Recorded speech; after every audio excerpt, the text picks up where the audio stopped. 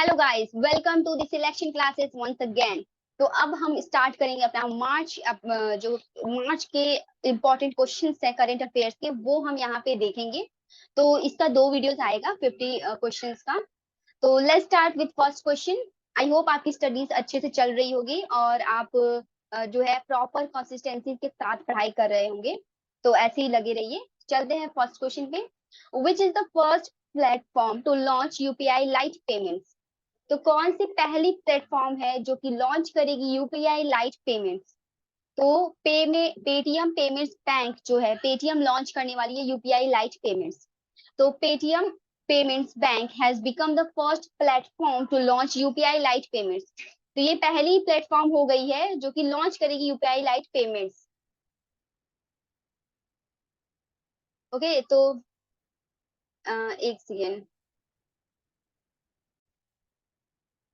हम्म तो ये पहली प्लेटफॉर्म है पेटीएम पेमेंट्स बैंक जो कि लॉन्च करेगी यूपीआई लाइट पेमेंट्स को to enable quick and seamless transaction of up to ₹200 without having to enter a pin to make a payment.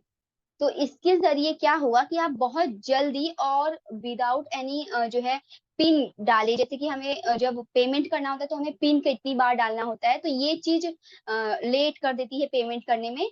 तो इसको हटा दिया जाएगा यूपीआई लाइट पेमेंट्स में, तो जिसमें आप 200 के अंदर जितने भी पेमेंट्स आपको करने होंगे वो आप विदाउट एंटरिंग अ पिन आप उसमें पेमेंट कर पाएंगे। UPI lite is enabled by National Payments Corporation of India NPCI के द्वारा ये लागू हुआ है UPI lite. And it aids users to carry out multiple small value UPI transaction without using a pin. तो इसके जरिए लोगों की सहायता होगी उस चीज में कि वो छोटे मोटे अमाउंट यूपीआई के जरिए पे कर सके कोई भी पिन डाले बिना। Next question. सुपोषित माँ अभियान। सुपोषित माँ अभियान किस स्टेट में लॉन्च हुआ था? तो ये हुआ था राजस्थान में। लोकसभा स्पीकर ओम बिरला इनॉग्रेटेड सुपोषित माँ अभियान इन रामगंज मंडी एरिया ऑफ कोटा राजस्थान। तो कोटा राजस्थान में लोकसभा की स्पीकर ओम बिरला ने अभी हाल ही में जो है इनॉग्रेट किया है सुपोषित माँ अभियान। और the PM Narendra Modi has praised the initiative of सुपोषित माँ। तो नरेंद्र मोदी जी इसकी बहुत सराहना कर रहे हैं इस इनिशिएटिव की, सुपोषित माँ। इसका गोल है कि ये हर माँ और बच्चे को हेल्दी रखे। Next question. Which city is the host of Asia Economic Dialogue, the flagship event of Ministry of External Affairs? तो कौन सी सिटी होस्ट करेगी Asia economic dialogue, the flagship event of ministry of external affairs? तो ये host करेगी Pune. Ministry of ministry of external affairs flagship event on geoeconomics, the Asia Economic Dialogue, was recently held in Pune. During the event, themes such as global growth prospects and meeting climate targets were discussed. The Asia Economic Dialogue (AED) is the ministry's annual event and is hosted in collaboration with the Pune International Center. तो जो ये external affairs की ministry हैं वो event को जो है चलाएंगे जियो इकोनॉमिक्स को, जो एशिया इकोनॉमिक डायलॉग पे बेस्ड है इवेंट, जो कि हाल ही में होने वाला है पुणे में। तो इस इवेंट के दौरान जो थीम थी वो global growth prospects and meeting climate targets को डिस्कस करना था। तो मतलब कि जो क्लाइमेट चेंज हो रहे हैं और जो क्लाइमेट होनी चाहिए और जो ग्लोबल ग्रोथ हो रहा है, इन सारी चीजों के बारे में डिस्कस हुआ था। तो जो एशिया इकोनॉमिक डायलॉग है वो मिनिस्ट्री एनुअल इवेंट है एक, जो कि होस्ट करेगा with collaboration Pune international centre. तो पुणे इंटरनेशनल सेंटर से कोलेबोरेट करके ये होस्ट होगा, AED. Okay, next question. Which neighboring country is India signed MOU with ISA to increase use of solar energy? कौन सी नेबरिंग कंट्री इंडिया के साथ sign की है MOU? तो जो कि ISA को बढ़ावा करेगी सोलर एनर्जी यूज करने के लिए, तो वो है Bangladesh. The government of Bangladesh signed an agreement with the International Solar Alliance alliance, तो इंटरनेशनल सोलर अलायंस के साथ उन्होंने एक एग्रीमेंट साइन किया है गवर्नमेंट ऑफ बांग्लादेश के साथ to increase the use of solar energy in the country, ताकि सोलर एनर्जी का यूज अपने कंट्री में बढ़ सके और बांग्लादेश के कंट्री में भी। The agreement is to be implemented by December 2026। तो ये एग्रीमेंट इम्प्लीमेंट होगा दिसंबर में 2026 में। Bangladesh has set a target of generating 40% of its total energy through renewable sources of 2041। तो बांग्लादेश सेट करेगी उनका एक टारगेट है कि 40% जो एनर्जी है वो रिन्यूएबल सोर्स से आए 2041 से। ओके, तो it aims to produce 4000 megawatt of solar power by the end of 2030। तो 2030 के एंड होते होते उनका एम है कि 4000 मेगावाट का सोलर पावर जो है जनरेट किया जाए और प्रोड्यूस किया जाए कंट्री में। Next question, India launched the new Young Professionals Scheme YPS along with which country? तो इंडिया ने अभी लॉन्च किया है YPS किस कंट्री के साथ? तो वो उन्होंने लॉन्च किया है यूके के साथ। The Indian high commission in London open its visa application process for UK nationals to apply for the new young professionals scheme.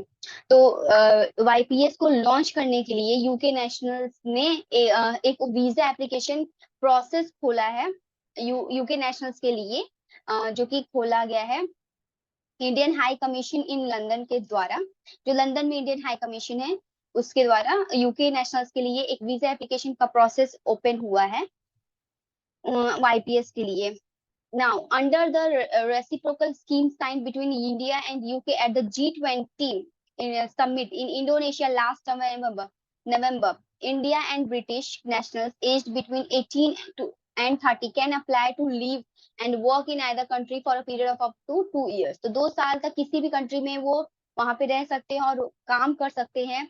18 से लेके 30 के बीच के एज वाले लोग जो कि इंडिया के होंगे या फिर ब्रिटिश के होंगे, ठीक है, तो उनके लिए एक वीजा सर्विस प्रोवाइड किया जा रहा है। Next question,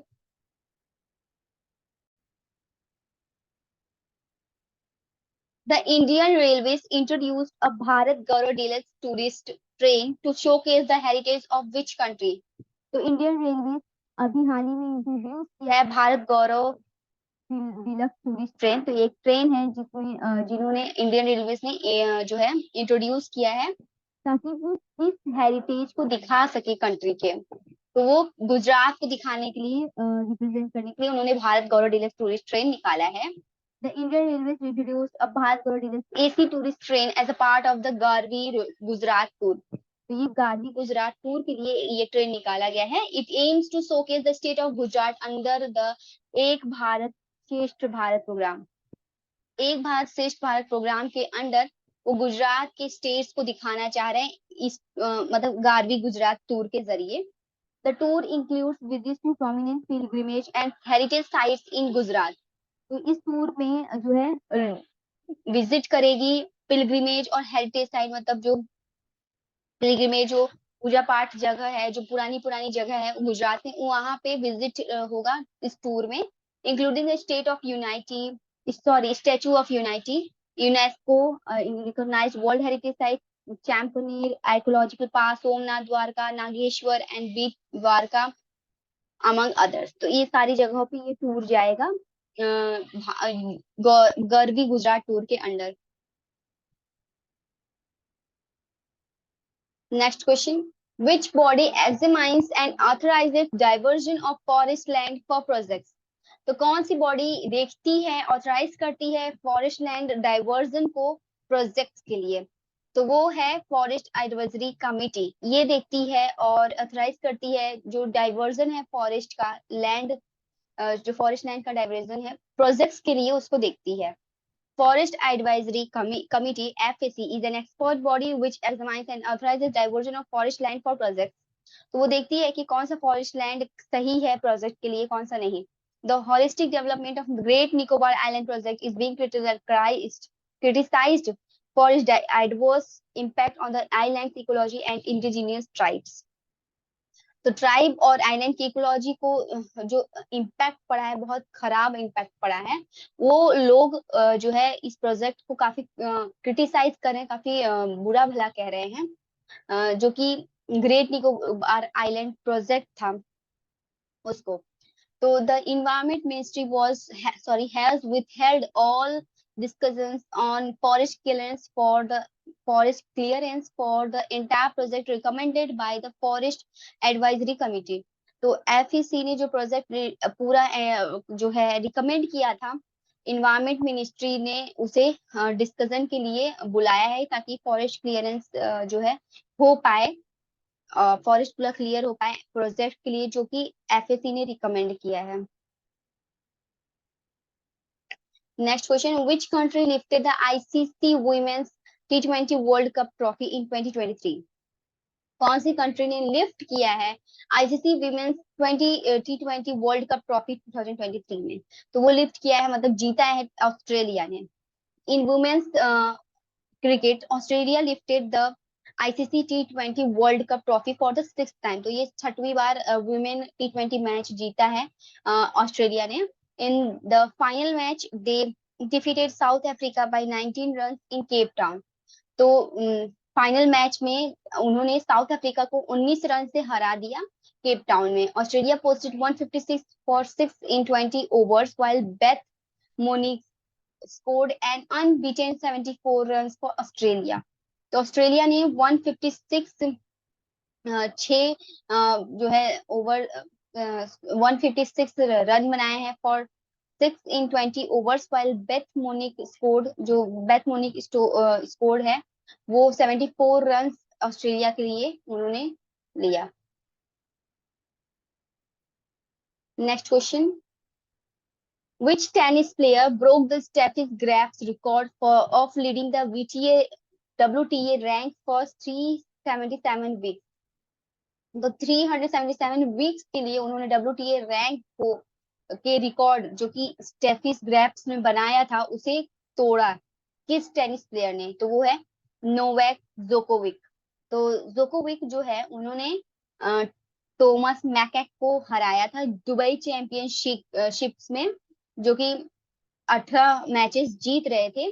the 35-year-old star broke the record for the most time spent at number 1 the professional tennis ranking by men or women। तो 35-year-old जो है सब ने रिकॉर्ड तोड़ा जो नंबर 1 प्रोफेशनल टेनिस रैंकिंग के मुताबिक।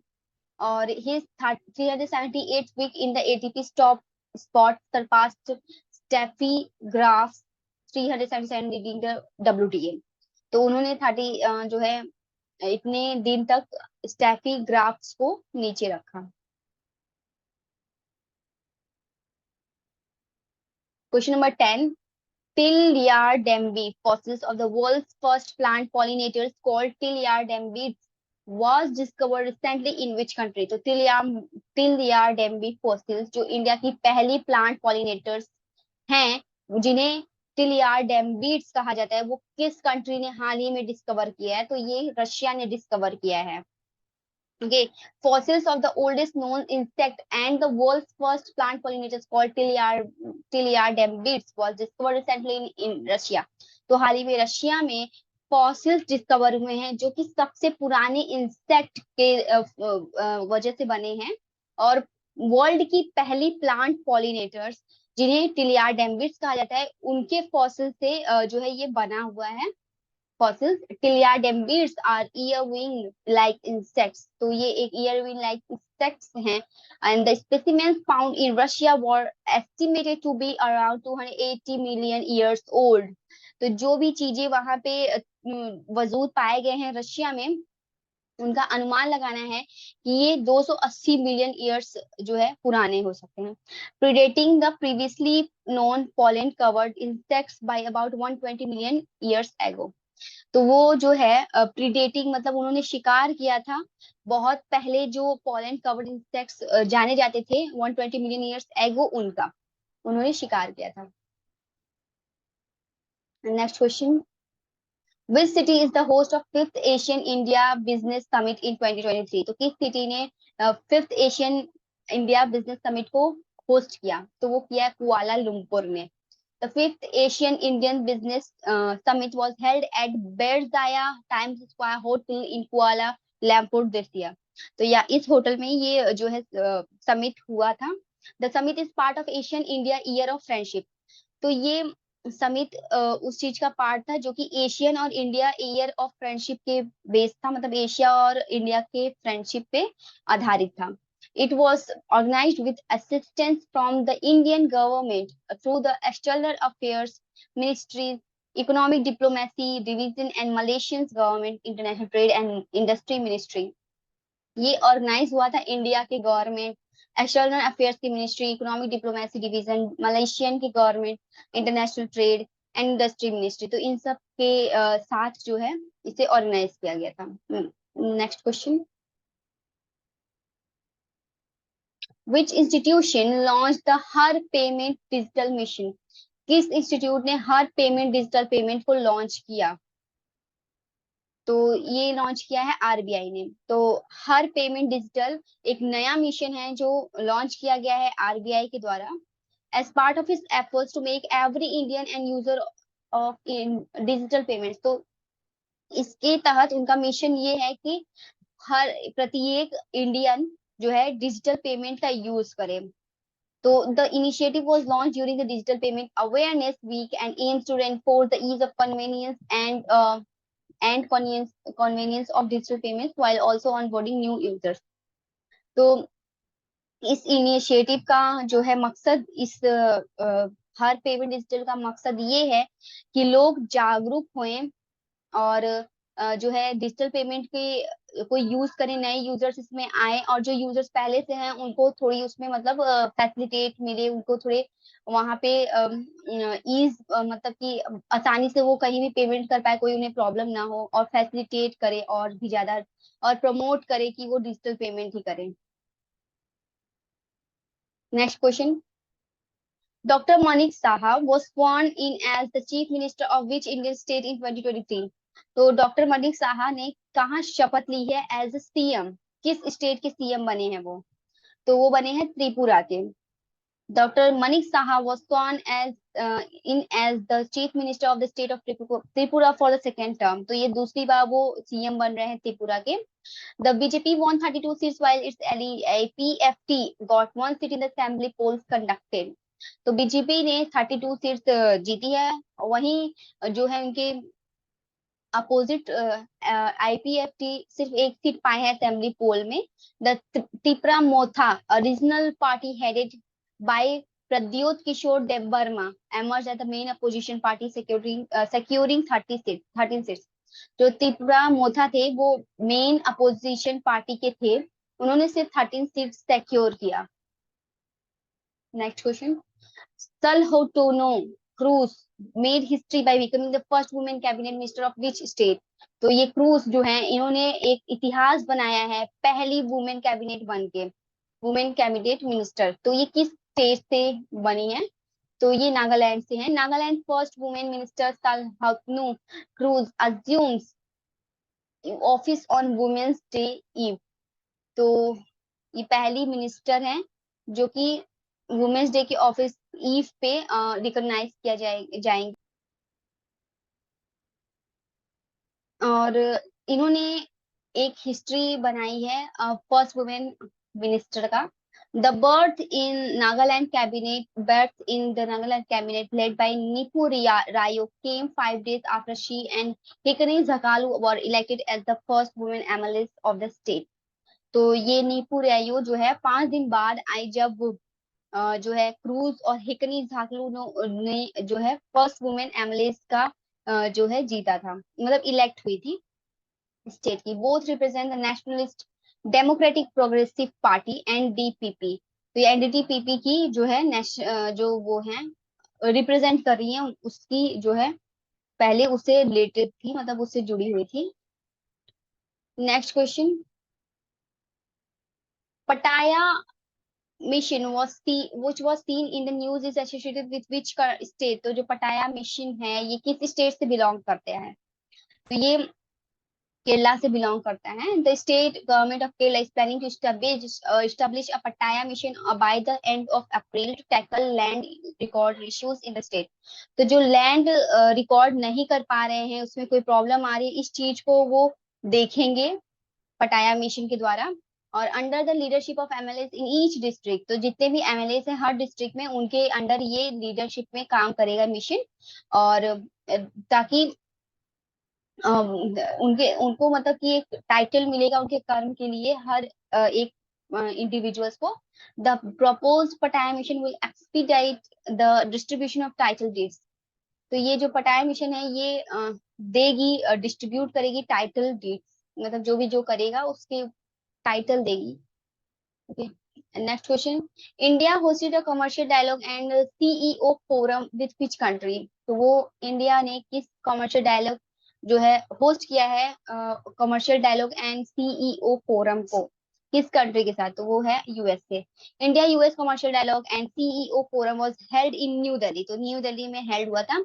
During the meeting the minister and the secretary acknowledged that the bilateral goods and services trade was almost doubled since 2014। तो ओके, तो ये जो मीटिंग थी, इस मीटिंग के दौरान उन्होंने जो है bilateral goods and services trade को जो है डबल करने का सोचा है 2014 से। और इंडिया यूएस जो है also agree to launch strategic trade dialogue. तो उन्होंने स्ट्रेटेजिक ट्रेड डायलॉग लॉन्च करने का सोचा है। And which will led by foreign secretary of India and under secretary bureau of industry and security in US department of commerce. तो इसके under वो जो है ब्यूरो के अंडर वो ये जो है लेड करेंगे, मतलब जो है लॉन्च करेंगे यूएस डिपार्टमेंट में of commerce। Okay, तो next question। Which state governor returned the prohibition of online gambling bill passed by state cabinet। तो स्टेट कैबिनेट के द्वारा जो बिल पास हुआ था ऑनलाइन गैम्बलिंग का, वो कौन सी स्टेट गवर्नर ने रिटर्न किया है उसका प्रोहिबिशन? तो वो रिटर्न किया है तमिलनाडु ने। Governor Aaron Ravi returned to the state government the Tamil Nadu prohibition of online gambling and regulation of online games bill passed by the assembly। It was cited that the house did not have legislative competence to frame it। तो उन्होंने मतलब ये जो है bill जो पास हुआ था इसके लिए वो उसे वापस कर दिया है। तो ये कह के कि इन्होंने अभी तक मतलब कि पूरी तरह से जो है अच्छे से फ्रेम नहीं किया है, इसमें इन्होंने रीजन वगैरह बहुत अच्छे से नहीं दिया है, इसको और अच्छे से करने पर जो है बिल पास होगा, मतलब ये बिल पास नहीं हुआ। The state cabinet has decided to table the bill again. तो ये स्टेट कैबिनेट ने सोचा कि ये बिल वो फिर से ले आएंगे, पास करेंगे, which intends to ban online gambling in Tamil Nadu. तो जो जिसका इच्छा है, जिनका मतलब कि जो लोग ऑनलाइन गैम्बलिंग करते हैं, इस चीज को वो लोग बैन करना चाहते हैं तमिलनाडु में। ओके, तो as per article 200 if a bill is pass by the house a second time, अगर सेकेंड टाइम हाउस में दोनों हाउस में अगर बिल पास होता है विथ और विदाउट एनी अमेंडमेंट्स, या तो अमेंडमेंट के साथ या अमेंडमेंट्स के बिना, and presented to the governor for assent, तो गवर्नर से हाँ या ना के लिए प्रेजेंट किया जाएगा, तो the governor shall not withhold assent. तो जरूरी नहीं है कि गवर्नर अपनी जो है सहमति दे। Next question.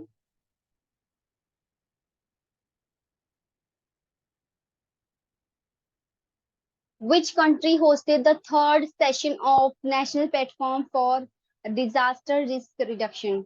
कौन सी कंट्री तीसरी सेशन होस्ट करने वाली है एनपीडीआरआर की? तो वो करेगी India. The India hosted the third session of the National Platform for Disaster Risk Reduction at New Delhi। तो न्यू दिल्ली में ये होस्ट होगा। Over 1,200 subject expert practitioners, academicians, and delegates deliberated upon various cross-cutting issues on disaster risk reduction based on the 10-point agenda on disaster risk reduction given by Prime Minister Narendra Modi and Sendai framework। तो जो India host करेगी एनपीडीआरआर eight new Delhi, उसमें 1200 subject experts होंगे, practitioners होंगे, academicians होंगे जो deliberate करेंगे, मतलब वो क्रॉस कटिंग इश्यूज जो डिजास्टर रिस्क रिडक्शन के बेस आधार होगा, मतलब जो डिजास्टर आते हैं उसमें जो रिस्क होते हैं इस चीज को कम करने के लिए इस पे मतलब क्रॉस डिबेट हो सकता है एक तरह का। उसमें 10 पॉइंट एजेंडा होगा, 10 पॉइंट डिस्कस होगा डिजास्टर रिस्क रिडक्शन के लिए, जो कि पीएम नरेंद्र मोदी जी ने दिया था एंड सेंडाई फ्रेमवर्क ने दिया था। Next question, stratospheric observatory for infrared astronomy SOFIA is a joint project between USA and which country? तो जो स्ट्रेटोस्फेरिक ऑब्जर्वेटरी है इंफ्रारेड एस्ट्रोनॉमी के लिए, ये एक ज्वाइंट प्रोजेक्ट है बिटवीन यूएसए और किस कंट्री के बीच में? तो ये जर्मनी के बीच में है।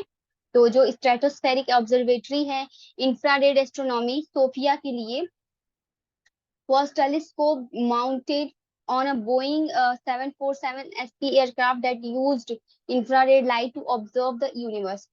तो इन्होंने जो है एयरक्राफ्ट यूज किया इंफ्रारेड लाइट को एयरक्राफ्ट में यूज किया है ताकि ये ऑब्जर्व कर सके यूनिवर्स को।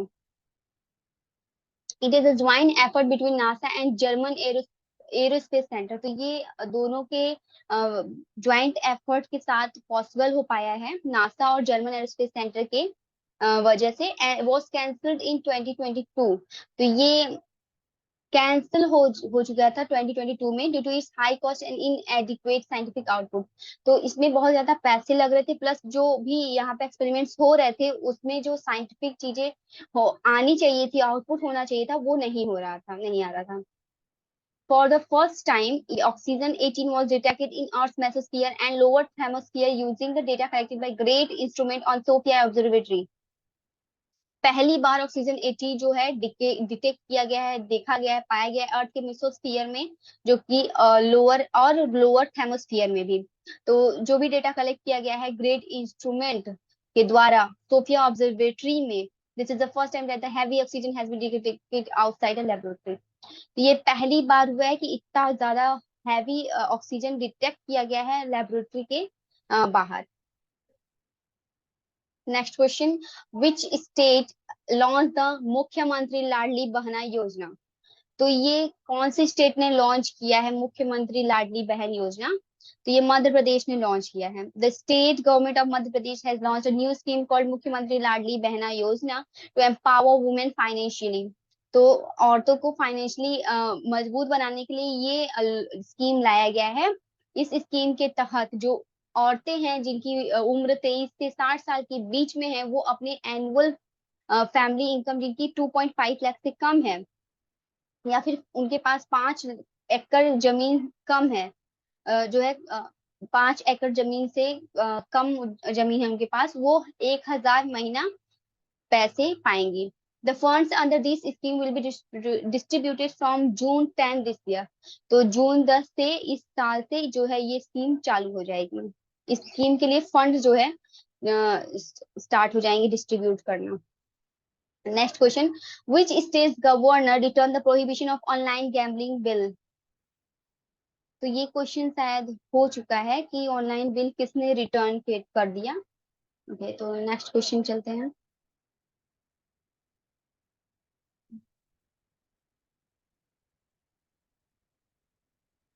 ओके, तो दो क्वेश्चन रिपीट हो गए हैं।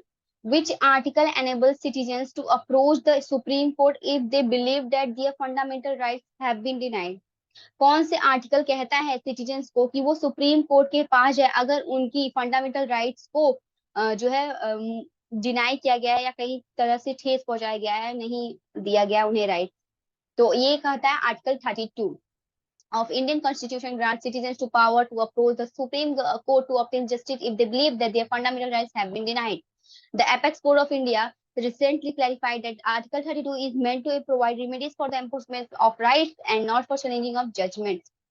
तो जो ये 32 आर्टिकल है सुप्रीम कोर्ट ने अभी बताया है कि ये आर्टिकल कहता है कि जो भी आपके राइट्स एनफोर्स होने में प्रॉब्लम हो रहे हैं या नहीं हो पा रहे हैं, उस चीज को वो देखेंगे, उस चीज को रेमेडी प्रोवाइड करेंगे, ना कि वो कोई जजमेंट पास करेंगे। Next question, which union ministry is set to host the world food India 2023 event? कौन सी यूनियन मिनिस्ट्री होस्ट करेगी वर्ल्ड फूड इंडिया 2023 इवेंट? तो वो होस्ट करेगी ministry of food processing industries. The ministry of food processing industry will host the second edition of world food India 2023। तो ये second edition वो host करने वाली है, और नवंबर 2023 में न्यू दिल्ली में।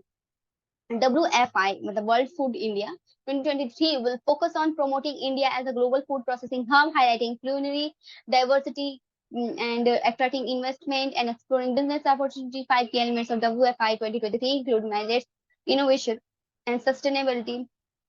White Revolution 2.0, making India as an export hub, and technology and digitization.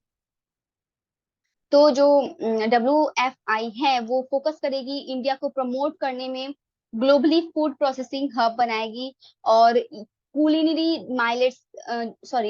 Diversity को जो है हाईलाइट करेगी, मतलब जो जितने भी कल्चर में अलग अलग फूड आइटम्स होते हैं वो सब दिखाएगी, और इन्वेस्टर्स को अट्रैक्ट करेगी, और बिजनेस अपॉर्चुनिटी को देखेगी, मतलब फूड में जो भी बिजनेस अपॉर्चुनिटीज हैं उसको देखेगी। और जो 5 की एलिमेंट्स है WFI के, वो इंक्लूड करते हैं millets, innovation and sustainability, world resolution, ये सारी चीजें 5 की एलिमेंट्स है WFI में। Next question and the last question. Silicon Valley bank which was shut down recently is based which country? तो जो सिलिकॉन वैली बैंक है हाल ही में वो बंद हो गई है, वो किस कंट्री से बिलोंग करती है? तो वो यूएसए से बिलोंग करती है, मतलब वो यूएसए में वो सिलिकॉन वैली बैंक थी जो अभी हाल ही में बंद कर दी गई है। तो the US regulators have shut down silicon Valley bank SVB and taken control of its customer deposits in the largest failure of US bank since 2008। तो जो यूएस कस्टमर के जो जितने भी डिपॉजिट्स हैं वो यूएस बैंक में जो है फेल हो गए हैं, सबसे बड़ा फेलियर है 2008 में से 8 से। तो और the firm which was a key tech lender was scrambling to raise money to plug a loss from the sale of assets affected by higher interest rates। तो जो कंपनी थी वो एक की टेक लेंडर थी जो कि स्क्रैम्बल कर रही थी ताकि पैसे बढ़ जाएं, और जो लॉस हुआ था उसके सेल ऑफ एसेट्स में बाय हायर इंटरेस्ट रेट्स, मतलब वो लोग ज्यादा पैसे मतलब लोन पे वो लोग ज्यादा इंटरेस्ट रेट जो है कमा रहे थे, तो इस ताकि उनका जो लॉस हुआ है